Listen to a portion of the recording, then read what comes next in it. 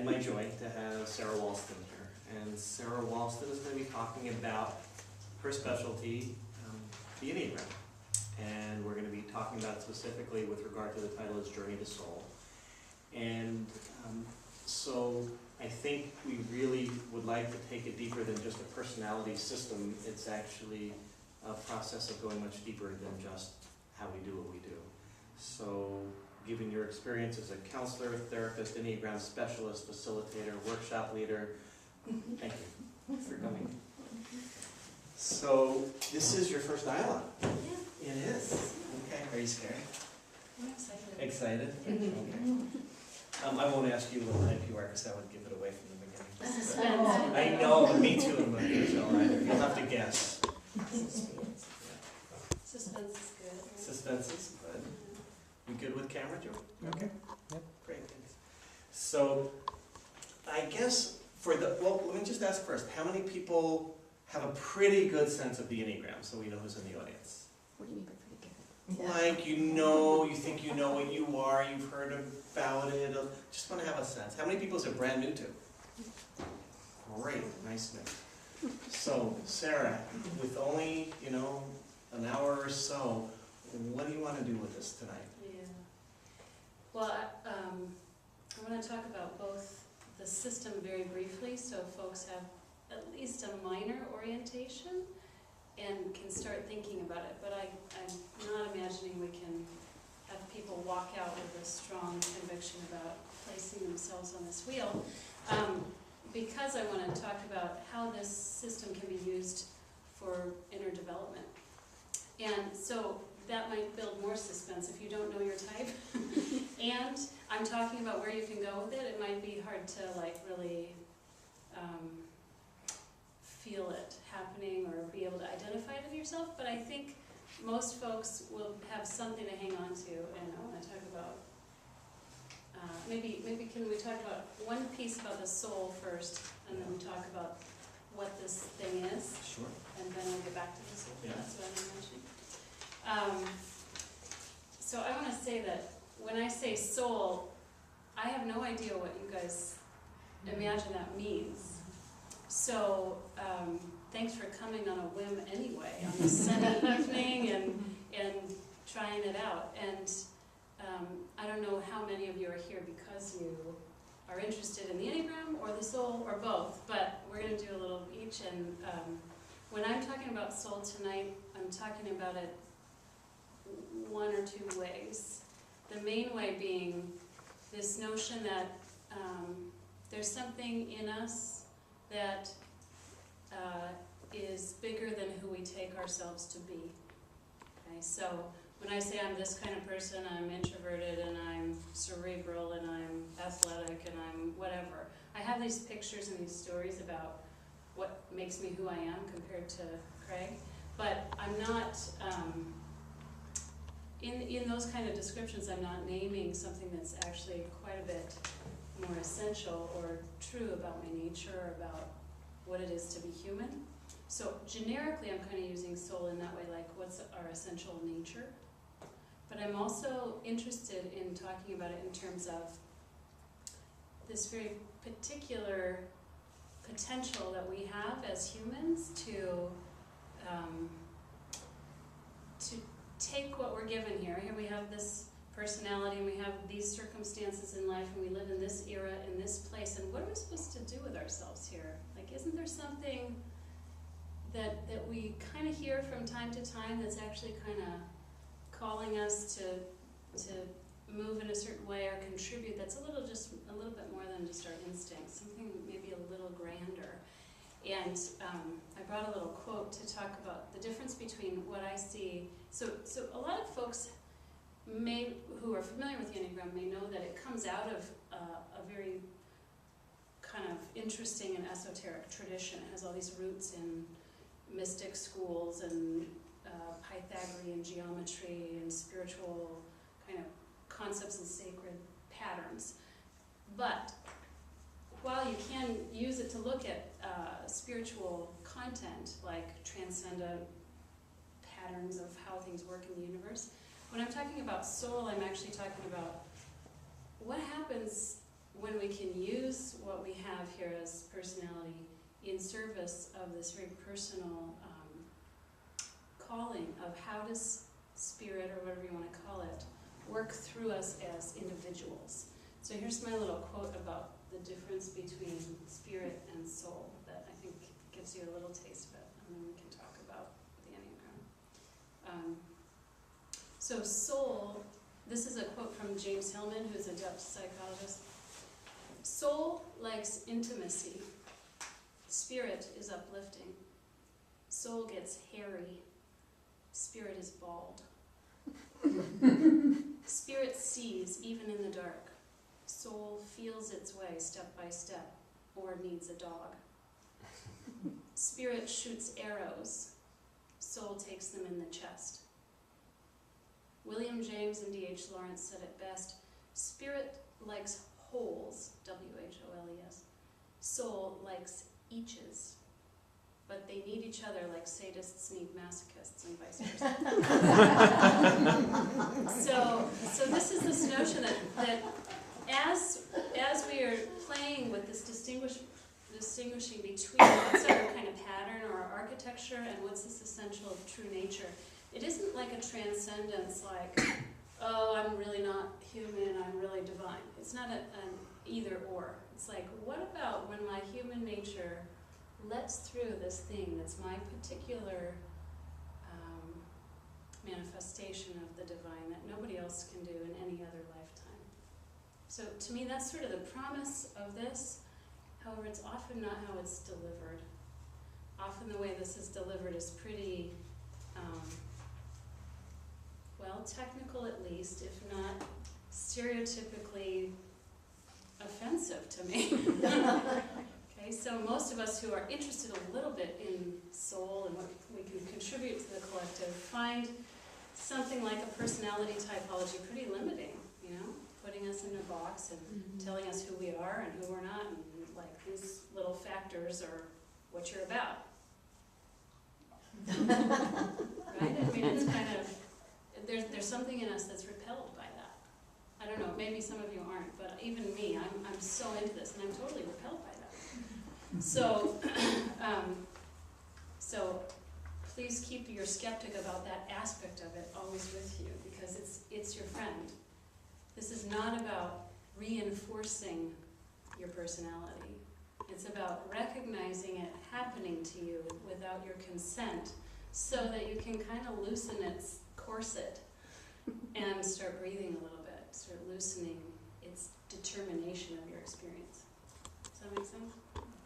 It's well said, because I've often heard it spoken of as something, I wish I wasn't that, or I'm a that, or I do that like it, right? So we wear it like pieces of clothing that we either like, dislike, have an opinion about, and rather than, I like that corset analogy, that's good. Yeah. So it does, I mean, it gives us some support and structure. It's useful in the world. Everybody has to have one. You can't really get away without it. I mean, you can get away without a corset, but not a skeleton, right? So it's something that gives you some form, and if it's running the show, you suffer, yeah? And you might come out with some praise once in a while and appreciation from people because they just like that stuff. Because everybody's got stuff that's likable about their personality, too, right? In the right situation, Right. Yeah? Okay. So I'm taking my vast enthusiasm and trying to condense it for time to just say, there's lots to say about this diagram, and most of it I'm not going to say. Like layers and octaves and depth to all the different aspects of where this can go, but we're going to give you this super duper concentrated, stereotypical version tonight, which is against my wish, but to have a starting point, I want you to know that we're sort of bastardizing it so that it can be delivered in a seed form, so that if it speaks to you and you find yourself waking up to something or curious about something, know that, you know, this 65 books on my Enneagram library are just the tip of the iceberg, you know, like, this is rich, and can be rich if you want it to be as part of your inner journey. So I'm going to give the simple Enneagram scoop here. So As I mentioned, esoteric, long history that has come through a couple of routes through the west.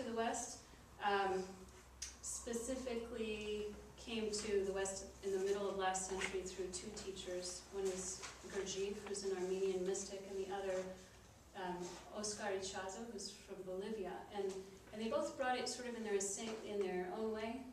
Gurdjieff more through experiential body stuff, and Ichazo put some of it in form of words and teachings. And out of that, through a couple other iterations, springs this thing that you can find in a textbook now that used to only be in an oral tradition, right? Because it's powerful to be able to sort of see into yourself or into others in a way that can be a little bit like X-ray vision. It can be a little disarming too, and that's why sometimes I find it used in offensive ways, is that people will kind of dissect you with it and say, oh, you're a 14, oh, I know about you, and meanwhile, not only is it the things you like about yourself sometimes, but it's also some baggage, and it's also sitting on this soft spot inside of you. So it's like, hey, I don't want anybody to know my number. I'll tell you my number later, but but I like to put that all in the context as we're going to go through little tiny snapshots of what each of these numbers mean, or what they look like or feel like in the world. That we're each all of them. That this circle is reminding us that all those potentialities and realities are in our own experience. So we all have moments where this or this or this sort of pops up and is our experience.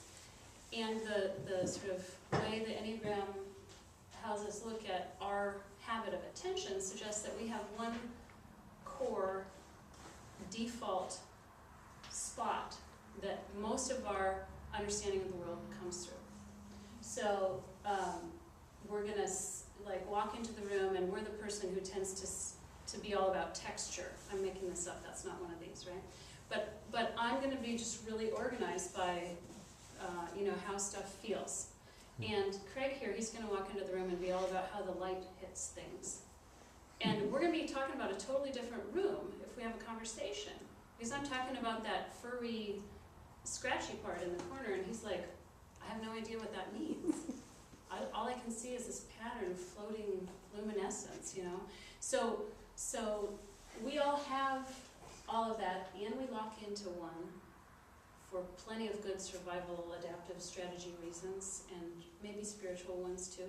Maybe your soul somehow has a sense of what kind of experience you're going to have in this lifetime, or which thing you're sensitive to that is most important for you to organize around. And we come out with 9. Again, I'm holding back all the things I could say about that. But there's a simpler way to start, which is talking about 3 centers of intelligence, that each of these there's 3 groups of 3. So it's a simpler way to start, and I'll just name it, and it's in your handouts here on the 2nd page.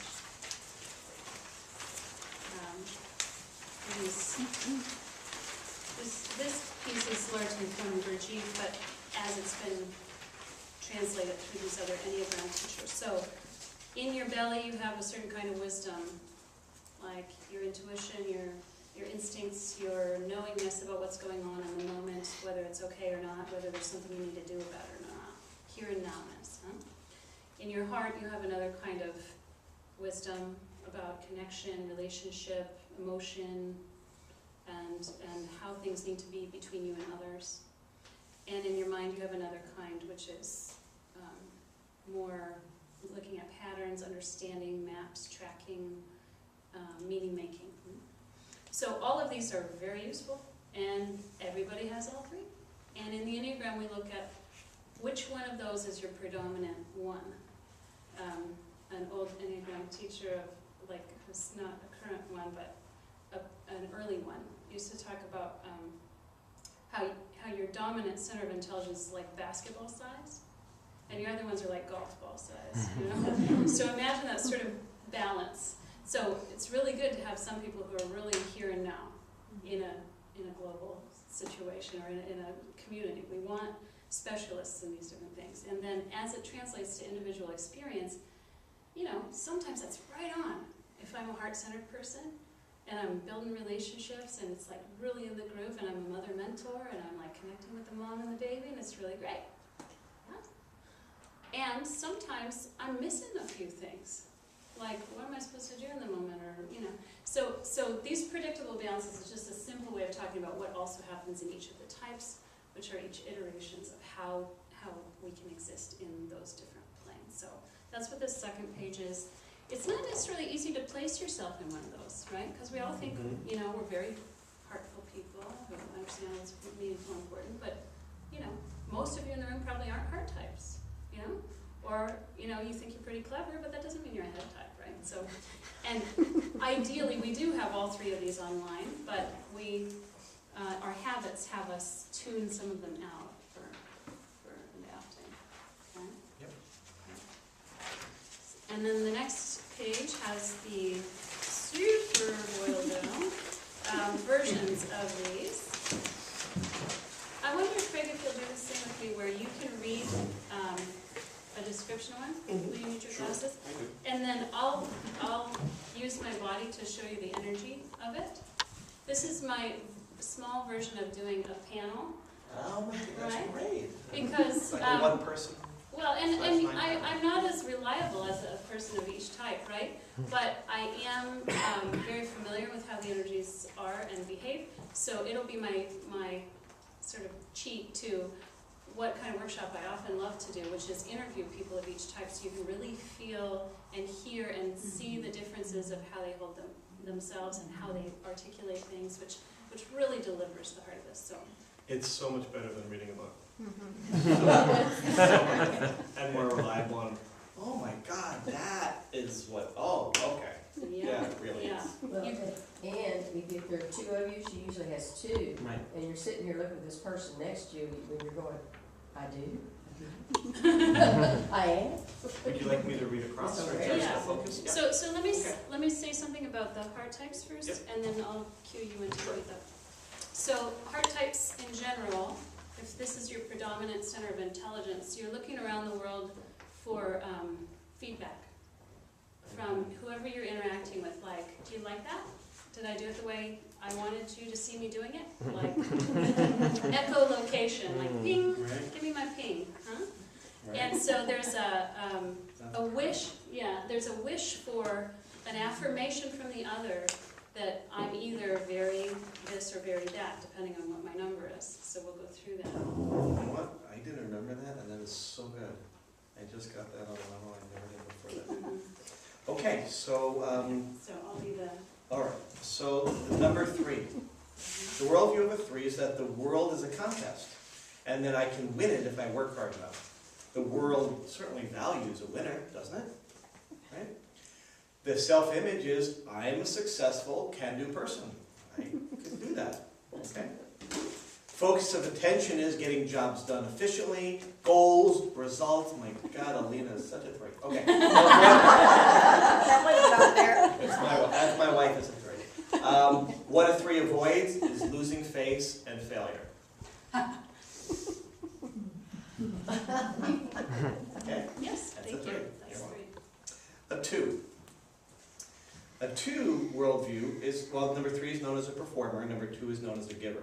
And the worldview of a giver is that living beings need my help and support, and I need their approval and love. Their self-image is that I'm a caring person who helps others. Can I say that again? Helps others reach their potential. My ex-wife is a 2. I know these so well. The focus of attention, others' needs, supporting and serving and giving to get. They avoid knowing their own needs. And hence don't get them met. Next, a 4, known as the romantic. Worldview is that we're here to plumb the depths of authenticity and authentic feeling. What else is there if there's not authenticity? And their self-image is, I am unique, I am sensitive, and I truly understand the deep meaning of life. The focus of attention is creating something special, and unique. Notice the word unique again. Notice what's missing. And they will avoid anything that is ordinary or commonplace or average. Why bother? So that's the hard types in a super boiled down stereotypical nutshell. And there's, I'm repeating myself here, but yes, there's so much more to these, right? There's these rich kind of pictures that have been created by all these interviews folks have done over many decades that really fill these out. And when you read a chapter or hear a panelist on some of these, you'll hear some, like, and you're identifying yourself or your partner or something, you go, oh, how did they know? I've never even articulated that for myself, but it's so true because there's something really deep and consistent about how these patterns operate in us. They're not, I mean, they all are individualized in who we are. And that's what's fun about the panels too, is you get to see a couple different people of the same energy who you Like would vanilla, never. French vanilla, deep rich vanilla. They're little variations, but they'll Or, have you know, tendencies. Yeah, there's a great, I don't know if you've seen this little cartoon of this like skateboard punk kid with the huge hair and this priest with his collar and both of them looking at each other going, no, we're the same, you know, like, no way. Yeah, so there's, okay. So now we're going to move to the head types. And the head types are, so the heart types are getting the ping, right? The head types are wanting to understand this world through a mental map. Like, let me figure out how it works and then I can do what I need to do. And they're affectionately and jokingly sometimes called the aliens of the Enneagram. Have I said that? Be in careful here? here. I know. I'm checking it out with you there. It's that notion of coming to something sort of freshly and unbiasedly. Like, I'm coming from another planet. How does this emotion thing work? What do I need to know about it to be able to work with it here? How do we get needs met here? Okay, we gotta please people, and we gotta put money in the bank, and we gotta, eat these kind of foods. And if I can understand it in this way through my mind, then I can do it. But if I get disoriented here, I don't have that sense of platform that some other types might have about how to plug it in. So I really, really rely on this to give me orientation. Is that fair? Yeah. Okay. Aliens lovingly and jokingly. Right. Okay. All right, so let's do the head types. Number 6, the loyal skeptic. Oh, sorry. No. Have to pause. 6 has 2 energies, and it's always Right. hard for me to act out. So real briefly, this is one type on the Enneagram that has a broader range of how it looks in the world because it has 2 opposing sort of energies. But that is one of the hallmarks of 6 is opposition of the self, or what's that word? Contradiction in the self. So 6 can look all kinds of ways from the one end. Oh, I wonder if I can do it both ways. Anyway, maybe I will. Let's have you do it, and I'll do it the one way, and then I'll describe the other way afterwards. Okay. So the worldview of the 6, no, the second part, the first part, is that the world is a dangerous place. The truth is hidden, and appearances are suspect. She's just checking things out, it's fine. The self-image, I'm sorry, now do you want to show the... No, keep going. Okay, keep going, okay. The self-image is that I'm realistic. I probe until I find the trouble. It's just being safe. What could go wrong or be dangerous is the focus of attention, looking for potential pitfalls or incongruities. They will avoid feeling fear directly. Maybe I should have read that. Yeah. Oops. So what I was moving there is sort of this stance of 6, which we call the morphobic stance, which is I want to be safe, and so I become sort of dutiful and careful, cautious. The opposite can also be true in 6, that in order to feel safe, I become in a sort of confrontation with whatever is scary to me. So if I feel shy, I'm going to come up to you and I'm going to make friends. Or if I think that this leadership up here might not have my best interests at heart, I might go challenge it, a la Michael Moore or something like this, right? Like, so it's a, so one of them is more like rabbit, Right. and one of them is more like wolf, you know, the kind of two ends of the biological spectrum of what to do with that energy. Yeah? Okay. So then, Okay. Next would be number 5, the observer. The worldview of the observer is that life is imposing and complex, and that understanding the complexity gives a sense of safety. The self-image of a 5, or the observer, is that I'm a perceptive person who knows how things work. The focus of attention is that understanding is by analysis and defending one's personal space. And what a 5 will tend to avoid is strong feelings.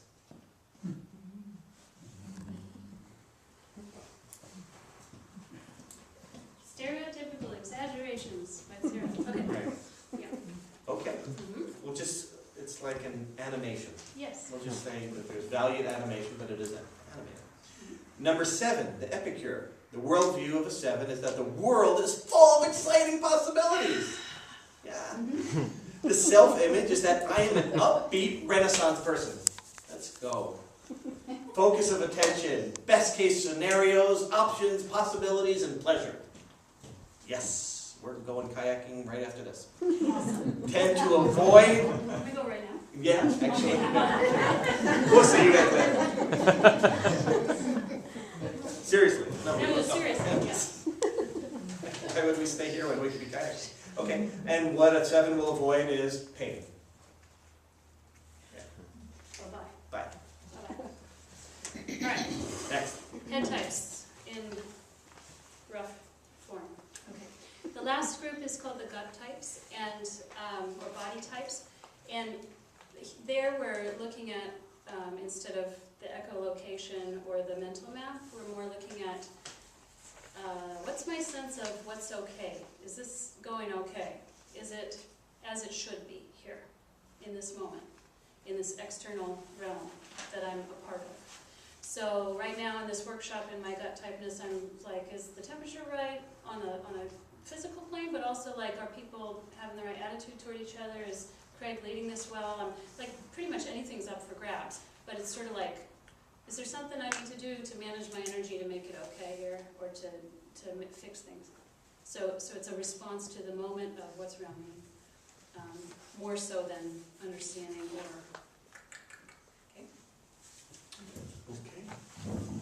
Number 9, the mediator. Worldview is that everything will work out if we can just stay calm and amiable and connected. Yeah. I love that about 9. All right. And their self-image is I'm easygoing, I don't rock the boat, you know, just chilling. Yep. All right. Focus of attention is comfort and peace and harmony and everybody getting along. Yeah. Others' agendas and requests are accepted all the time, and what they will avoid at all costs, conflict. Bye. See you. That was my trying to check out phase. Yes. Go invisible, disappear. Yeah. Bye-bye. Okay. The number 8 is the protector. Okay, the worldview of an 8, the world is a battleground where the powerful take advantage of the innocent. Their self-image is that I'm a powerful and a just person who empowers and protects others. The focus of attention is control, power, justice versus injustice. Who has the power, and are they using it justly? What they will avoid at all costs, don't show your belly, is being weak or vulnerable.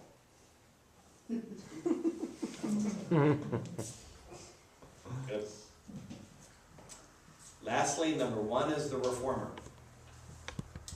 The reformer's worldview is in the world there is good and bad, right and wrong, and it's important to be good and to do the right thing. The self-image is that I'm a hardworking, ethical, do-right person. The focus of attention is right and wrong. The rules, what side of the line you're on, and all about self-improvement. What they will avoid at all costs is being wrong. Hey, that idea. Okay. So I hope that's a little bit entertaining and gives you a tiny taste. Are there questions about that at this point? There's a tremendous amount of condensed information. Is there another handout? Yes, thank you for asking. So what do you have to say about how some of the types have different names in different realms? Like, you know, I think that 9 mediator is also called the peacekeeper in some other respects. Yeah, depending on the teacher or the book you're reading, you'll get different names for some of the types. A few of them are consistent, but largely, like, different teachers will choose different names. The reason I tend to go with the number rather than the name is it keeps it a little more pure, because most of us have an association with the different names and they have more of a ring this way or that way. So if, you know, depending on my culture and my upbringing, if I hear for the 8, instead of hearing protector, I hear boss. I've got a lot of connotations with boss that I don't have with protector, or with the asserter, or the, there's another one that's even a little bit more intense. The epicure was an unusual. That's a 7, yeah. Yeah. So 7 has like 7 different names, which Explorer, is appropriate. adventure, epicure, right. Right, it's generalist. So they're all trying to get at what's the essence or the nugget, but it doesn't, I don't think it usually puts its finger on it because it's so deep. So I'll remind you that any of these descriptions are trying to get down to something that's really core in us, that sort of defies external description. So this is one thing that makes the Enneagram a little different than other personality typologies, or a lot different, actually, than describing how you are and how you think and what you do in the world, sort of on this external plane. The Enneagram is trying to get at what's the motivation underneath any behavior that comes in and through you. What's it sitting on deep down, some sort of knot in your ego or your psyche that's bending your lens this way. So it's trying to, it gives you more leverage if you're actually getting at the core of what's going on. Because probably, I would guess, a few people in this room have undergone a few like self-reflective practices in their life, right? And wanted to learn about themselves. And many people who are really serious students of inner work or of looking devotedly at themselves can still miss kind of the water that they're swimming in sometimes.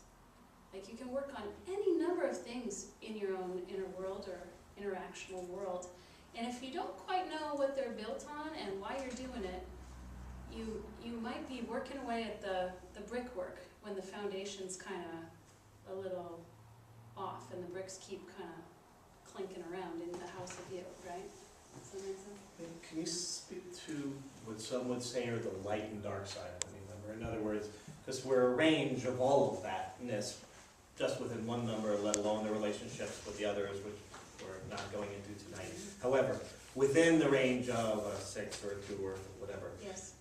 there's going to be our healthiest behaviors and our most dysfunctional behaviors. And is it how we are under stress? Is it something that we develop over time? Can you kind of speak to the polarities of Yeah, that? yeah. So one of the things that people don't like about the Enneagram is it does speak to the dark side. Whereas if you look at some other systems, they'll mostly just name neutral to high side kind of descriptions, so that people will want to identify with it, right? And so it can be a little mean to look at some of the yuckier descriptions when you see them written there. Like, these are, you know, some of them you might not like too well, but in the literature you'll find stuff that's a little bit more barbed or feels that way. But it's all meant for us to sort of wake up and sort of take stock of how this pattern is a pattern, and it can come out looking different ways. And when I'm in the grip of usually stress, fear, or my dreaded experience, it's usually going to come out looking not so pretty. And it's really useful to know that. And not to eliminate it or to judge yourself for it, but to kind of get a sense of like, oh, that's where I'm sitting right now. I can see that this sort of shadow side of my type is coming out and activated right now. I think that was actually, for me, one of the brightest points of learning the Enneagram was, that's not me, but that's that aspect of the 6 that's coming out. Oh, so I'm like this, and there's that part that's coming out right now. Oh, well, I'm not totally bad. It's just that part that's waving its hand right now because it's feeling scared or whatever. And that ability to make the distinction kind of between the soul and the personality or behavior, etc., was really freeing. And I think that's the hope, is that in us we know we're not that brittle and that predictable. And yet we come out with that kind of stuff in the world sometimes. And so this potential to separate who you think you are from this thing, this, like sometimes I call it an operating system or a car that you're driving or whatever, is different than the driver, or is different than the person sitting at the computer. It's like, how do I use this program if I keep trying to use my Excel spreadsheet to do some graphics? I'm going to have some breakdowns, you know? It's not going to fit. So the Enneagram will recognize not only sort of the high and low kind of traits, and some of those are going to be socially more acceptable than others. Some types are very well liked by the majority of the population, and some are very misunderstood and maligned. And this Depending also, on the culture, exactly. right? Because one culture might highlight a mystic, and another one might highlight an actress, and another one might have, right? So it's culturally really varies. Yes, it does. And so this helps you separate from that too. You know, cultures even can tend to have Enneagram types that's talked about. You know? So how close of a fit is your type with your culture's type, with your family's type, with your partner's type, with your community's type, can help you separate and make it less personal. When do you think Enneagram types begin? That's a big question. It can be answered probably a lot of ways, but Yeah. I'm curious your thoughts. Let's people debate that. The more satisfying answer to me is sort of more in this, if you want to call it destiny sort of moment, that let's say as a soul, if you buy this, I don't know, I'm not attached to how we come into this life or this body and creating a cosmology around that so much as this notion that if we are something beyond this little form here, maybe there's something in us that's already a little predisposed to being sensitive to what in the Enneagram is called our holy idea. And so there are 9 holy ideas, well there's actually more than 9, but they map out on these 9 types. And so when I'm a little one, maybe even in the womb, maybe in my early childhood experience, and something is really egregious against this holy idea. Like my type is type 9, and the sensitive point for me is called holy love. So I'm primed to see and be all about holy love, and that's why this easygoing and She did that so well. Did you notice? It's like I'm trying to be like love, but it doesn't work out that way because I'm just sort of an imitation of this higher principle that I'm afraid I've lost or needs to be re-represented. So when I do that in my limited human form, I'm kind of, you know, halfway a good imitation of that when I'm in my good way, not when I'm in my bad way. But so I come in as a little one, and there's this moment where I feel this major disconnection, say, from my mother. And like I lose sight of holy love. And it's like cataclysmic inside of me, because maybe I'm already primed for something like that. And then when that happens, it's like the major hurricane in myself. And all this stuff gets laid down and is priming me for seeing that again in the world. So that next time it happens, I'm like, see, it is true. This is not a loving world. And I have to be the love that's missing. And every type has its own version of trying to replicate this missing piece, this missing truth, that isn't actually missing, it's just missing in my human perception, you know? Good, that was well said. Um, And actually, take that a little further, if you take some of the ideas of, because you're going there a little bit, the compulsion to repeat. Okay, the idea that we continue to recreate a scenario to heal from, yet aren't necessarily any more prepared, and in fact probably less so each time we fail. How do you see that played out within the Enneagram as far as that recreation of scenarios and tendency to fall back into the shadow and Yep. step forward? And Well, to hone in on what I think is most important about that, as the Enneagram could be a tool for helping us out of this repetition of these same patterns. I don't know if any of you ever experienced being in the same rut, like finding yourself in that same interpersonal situation again. Like, what is that? Why am I here again? I thought I learned my lesson, right? Back, moth to flame, right? Here it is again. And hopefully, as I get used to seeing my Enneagram type in action, like starting to be closer and closer to being able to see it arise in the moment. Like, oh yeah, here's my sixth thing. Here, oh, it's doing that thing. Yeah, it's being scared and wanting security, and it's trying to do it in this way. Ah, in that moment, I have actually stepped off the train, right? I've observed it, and by having this capacity to witness it, I then have an ability to choose something about it. Why that's different than other mindfulness techniques or other kind of self-awareness is that if you can do that about the mother lode of your architecture, first of all, you're going to have hundreds of opportunities a day.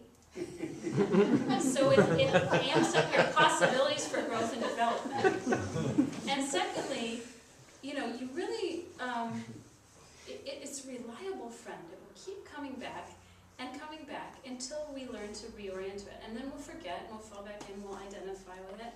But the more you shift out and the more you practice this observing stance to your pattern, the more opportunity there is for conscious choice. And I think there's so much more to be said about that question. Right, but you know, in the nature of culture and trauma and neurobiology and whatever, but that's the simple answer to what the Enneagram could promise. You can really see it operating, you can start to notice that it's there running the show without your consent, and you can start to go, wait a minute. And then there's like 40 more things I could say about what you can do next, but that's the primary and elemental move that this gives you on the bullseye about how you're organized. do you see it, I do, but I'm curious how you see it, as a compassionate measure in application towards self and other, and you speak to that a little bit. Yeah, thanks for asking that. I also wanted to point out on the back page, I'm not going to go over in detail, there's Enneagram and Ethics, that I boiled down some ideas about how to use this compassionately and consciously instead of, I mean, you can use this kind of thing to be harsh on yourself. You can use it to judge your partner if you want, or even if you don't want, it will happen automatically. But the idea, ideally, this is for you to use for you, to see your patterns, to own them, to figure out how to do something different. And if and when you're using it with others, it's to be curious about their experience and to have compassion that their way of experiencing things is equally as valid as yours. Much to our chagrin, right? Like, we really think other people are fools sometimes because they don't do it the way we do it. I have a t-shirt that says, life would be so much easier if everybody was a 6. Yeah. And I think every other number has that, just somewhere wish they did, but it really is true though. Yeah. I know. Right, and even if you think you're better than that, there's something in us that really believes that worldview, right? Like, if we were all getting along and amicable and cooperative at 9, wouldn't it just, and I always crack up because when people laugh at that worldview, I'm like, what do you mean? It's true. So, and then it's real easy also not only, so you're asking about compassion. I'm saying it's easy to stereotype yourself and others. Say, oh, I'm sixing it again. You know, oh, there goes my 7. No, actually, the 7 might not do that. But hey, I'm so awesome. I'm doing something else fun. Let's go. I'm 7ing it, right? But that's not a move to observer, and that's not really going to make it more fun, and it's not going to make it more free. So we can, I mean, especially folks who are interested in inner development, it's pretty easy to like want to make yourself the healthy version of your type. Sure. Good luck with that.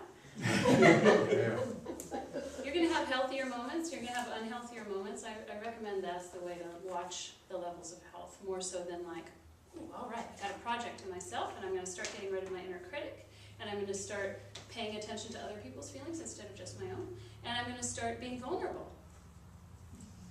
Good luck with that.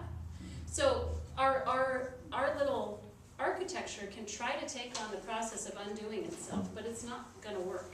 It's really in this position of watching it, noticing it, and letting it soften, loosen its grip on us, that something else can come through. And, you know, we haven't said a tremendous amount about the soul specifically tonight, but that is this opening.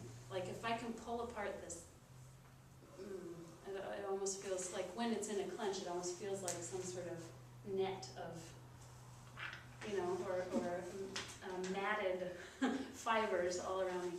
If I can kind of like open it up a little bit, then I can see beyond it in a way that I can be receptive to another way of being instead of like shaping myself up.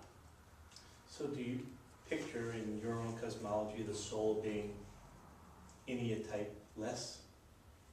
A combination of all without the tendency? So for somebody that would be more like one's like, okay, great, how do I fix this? Right? What do I do with this? Do I go toward the light? Do I own the dark? Right? So in the movement towards soul, as if there was some linear movement with this, do I just accept it, all aspects of it? Do I work with it to try to evolve to a soul part that doesn't have any of it or all of it? How do you kind of hold that? So I would say that when I loosen, when I allow the program to loosen, when I cooperate with that possibility, that soul and my human nature are coexisting. It is not a manipulation of my stuff or of soul to get more of it. It's like soul and spirit and true nature is always happening, and I suffer when this stuff blocks me from it. So my main job is getting this to be a little softer. And the way I do that is observing and having compassion. And so I'd say there is a state of being that can use this kind of computer program, if we want to be a little disparaging about the complexity of human nature this way, for a really high purpose, right? If I can get this ego in a pliable enough state, it actually can become the delivery system for what my soul wishes, yeah? And so my soul and the big soul, who knows what it is at that point, but it's using my personal self for its unfolding, and then it's all like, who cares about ego and soul if I'm in that moment, right? Because they're harmonious, yeah?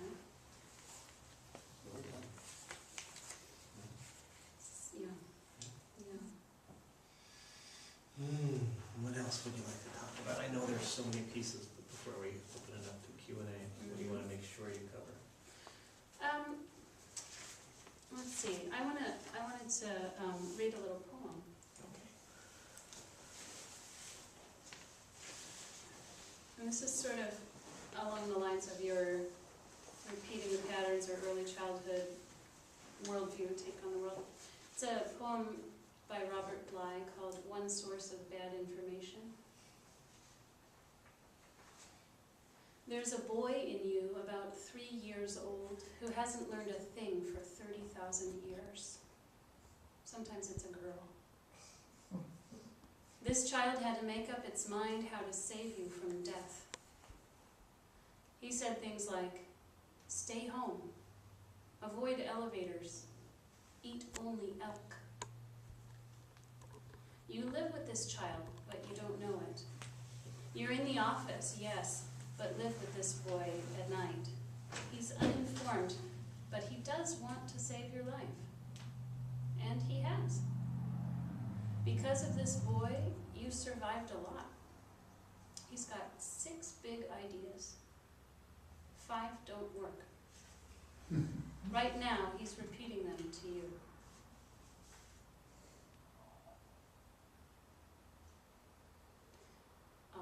In the tradition that I appreciate, I'll read it one more time so I can soak in at a different level. Okay. One Source of Bad Information by Robert Bly. There's a boy in you about 3 years old who hasn't learned a thing for 30,000 years. Sometimes it's a girl. This child had to make up its mind how to save you from death. He said things like, stay home, avoid elevators, eat only elk. You live with this child, but you don't know it. You're in the office, yes, but live with this boy at night. He's uninformed, but he does want to save your life. And he has. Because of this boy, you survived a lot. He's got 6 big ideas. 5 don't work. Right now, he's repeating them to you. So, there's probably 60 big ideas for each Enneatype. Huh? And if you look into some of the books, you can find them and kind of start to go, oh yeah, I do that, and I see the world in this way. What I appreciate in this moment about this poem is how noble the personality can be, right? It springs up to give you a form to understand the world through, or a way of coping, an adaptive strategy to try to have an okay life. And for the most part, it does an okay job. And it's sort of, I see it as a little vulnerable attempt to manage this unmanageable world. And the more we continue to invest our identity in that strategy, the more small and kind of helpless we continue to feel. So sort of remembering that, some of you know the bumper sticker on my van says, don't believe everything you think. It doesn't mean don't believe anything, just 5 out of 6 ideas are probably not quite Or helpful. yeah. Well, and at one point they were essential to your survival field, like how dire it was to depend on others and to have to adapt to them to get what you needed.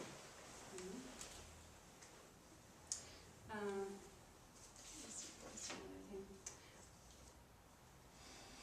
I guess one other thing about how I see another concept that helps with the observing mind or untangling the grip of the type is this notion of what's a strategic mind.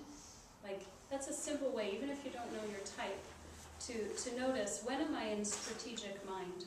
And this is another way of sort of describing being left-brained, or being having this analytical, abstract commentary going on all the time in my mind, going, oh, better do this, or so-and-so said that, what do they think of me? And, or, okay, now I'm going to do the Enneagram and I better figure out my type. And, it's got a plan, it's trying to figure out and do stuff right. So one exercise that can be useful is just to start to wonder, what might it be like if I let that strategy relax, whatever it happens to be showing up as in the moment. I don't even need to name it as an Enneagram type. I can just notice its energy, which is even the most relaxed of us types have that inside of our operating system. It's got as good a grip on me, even though I might look chill, as that uptight one over there. So I didn't mean you, I was saying, okay. So what's another alternative? One way of calling it is non-strategic mind or awareness, where I imagine, what if I could actually just kind of receive impressions right now? Maybe my soul would start jabbering away. Who knows?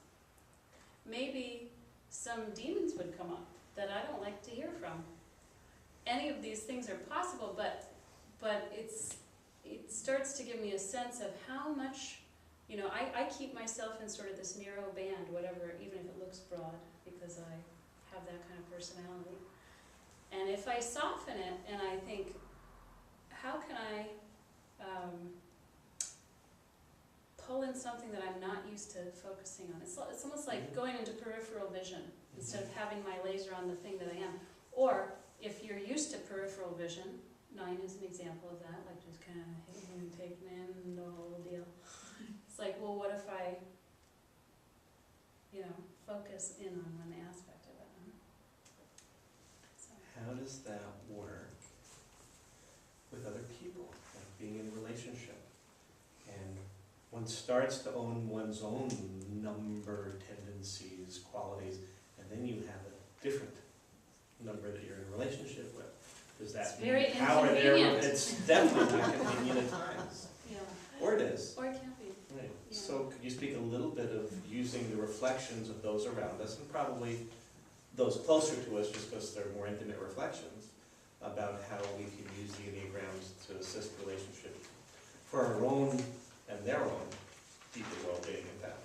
Right. So if you're talking about really wanting to know, what comes up for me when you ask that is, what if I actually really want to work with this and figure out how to feel a little better in myself and a little easier to be around for other people? I can solicit, or when somebody comes to me with something like, why'd you do that thing? Instead of having my usual ding-ding, which will spring up, I might go, oh, I'm being defended. I'm noticing my type is not wanting me to take in that information in a way that might be useful. You kind of pause and go, yeah, I've really been trying to check out what my impact is on people in that way. Can you tell me more about how it is for you? That's not a very common thing you hear from your loved ones, is it? But there is this possibility of seeking it out when they're not attacking you, or when you're in a pinch with somebody to sort of go, I'm really curious. That's the other piece of the ethics, is instead of just using this I'm judging myself or my partner, or they don't understand me, it's sort of like, how is it over there for you when I'm just trying to manage myself in this way? I'm just trying to get safe. And what happens for you when I do that? So I'm answering kind of broadly. Really, every type can have an interesting relationship with every other type. And you'll see certain patterns more often than others of partnerships or teams that are synergistic, but there's no Gemini that shouldn't be with the Taurus. I'm saying that incorrectly because I don't even know which types of the zodiac shouldn't be together, but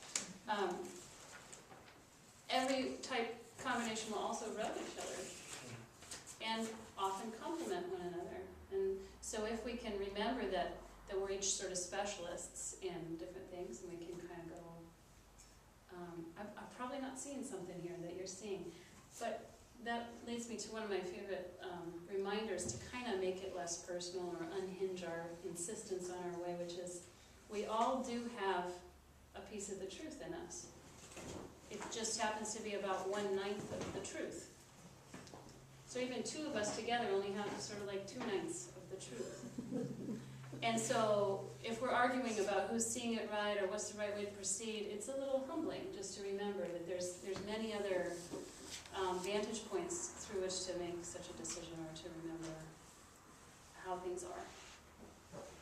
Did I get at what you were asking? Yeah, I think that was very useful. I think that would be a good. Anything else you'd like before I open it up? Oh, I could talk for days. she's I know great, you so do. I'm But it's hard because we restrained. can't go into wings, we can't go Yeah, there, we I can't look know. across the wheel, we I can't. know. So, I'll give you a chance later to say if you've got something coming up to take it deeper and expand it further, but let's hold off on that right now. So are there any questions that have come up for anybody? I mean, we can keep going, but I want to open it up in case there's like one of those. Anything? I don't know. As I try to identify myself with this list, and I find that I'm kind of two of them, and I look at the chart, and there's a line between the two. What's that mean? It means you're onto something. Likely you're one or the other of them, and that when things are connected by a line, it means that there's a pattern or a relationship between them where they easily travel to one another.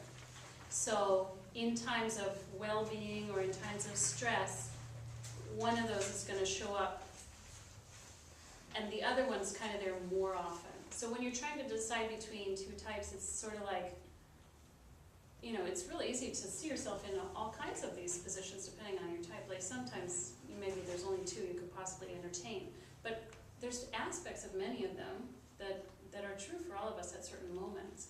It's just like looking at, well, what is true for me about 80 to 90% of the time rather than 30 or 40.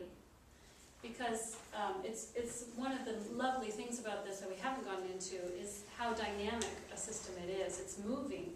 It's like I'm in a moment and this is my basic platform that I usually approach the world from, and something's threatening my child. I'm going to spring out of there pretty quick, and I'm going to have this experience of this whole other type, which is a protector. It's my 5-ish version of 8, but it's going to come because that's what's needed, and that's actually the idea here is hopefully you get a loosening enough for your type that any of these energies can spring up to meet what's needed in the moment. So I would look into those two types. I have this book here, which is one of my favorites to recommend as you're trying to find your type. And it has like 2 pages that really condenses down a little bit more, like, I'd say these 2 sections are the best for helping you discern, which is principal characteristics and what happens in stress, anger, and defensiveness. And you can look at a couple types and go, oh, definitely that one. Or if you're still not sure, this book also has a section in here that compares each type to the other, saying what's similar and what's different about them.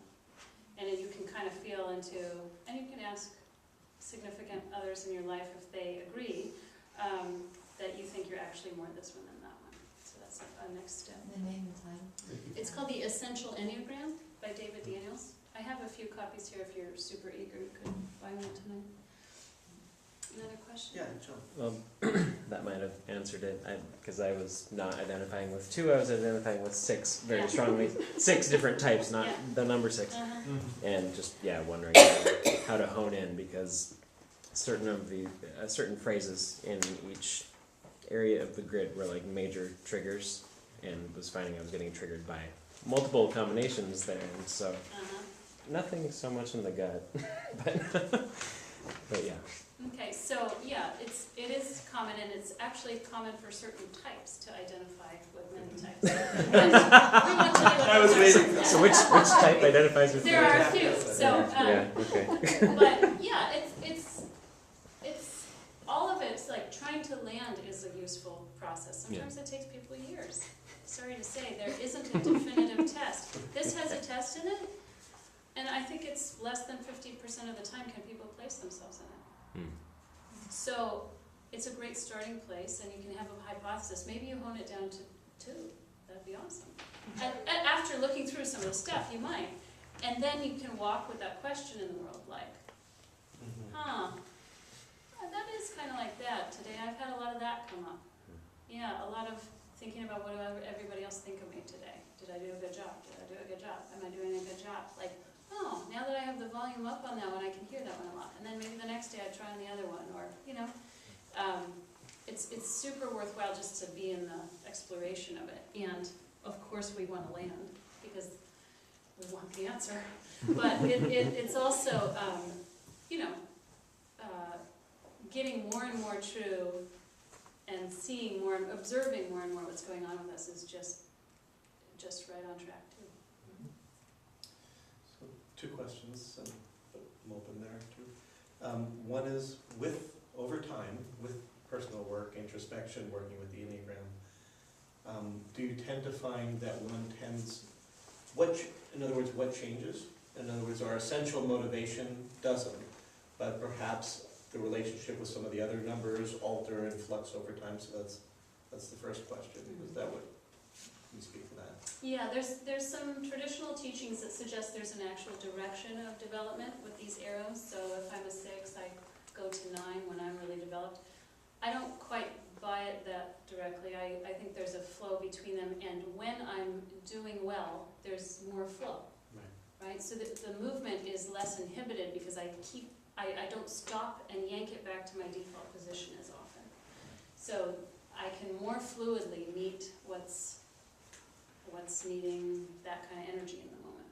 Does that make sense? Mm-hmm. And I think ultimately you do see a softening of the caricature over time. So instead of like everybody going, oh yeah, of course you're that. We could have seen that a mile away. You even smell like it too, you know? You fit all those descriptions. That it becomes more nuanced and it becomes less, I'll go out there and say less grotesque. Like, you know, some people in your life that are just so exaggerated in their personality. It's got a real grip on them, right? And I'm not saying that in a bad way. It's just like, it doesn't have much flexibility. It's very strongly iterating itself all the time, and there's not a lot of room for their essence to come through. And so what you see over time with development is I almost want to say a weathering or an aging of the structure, so that then the spirit of the home is palpable.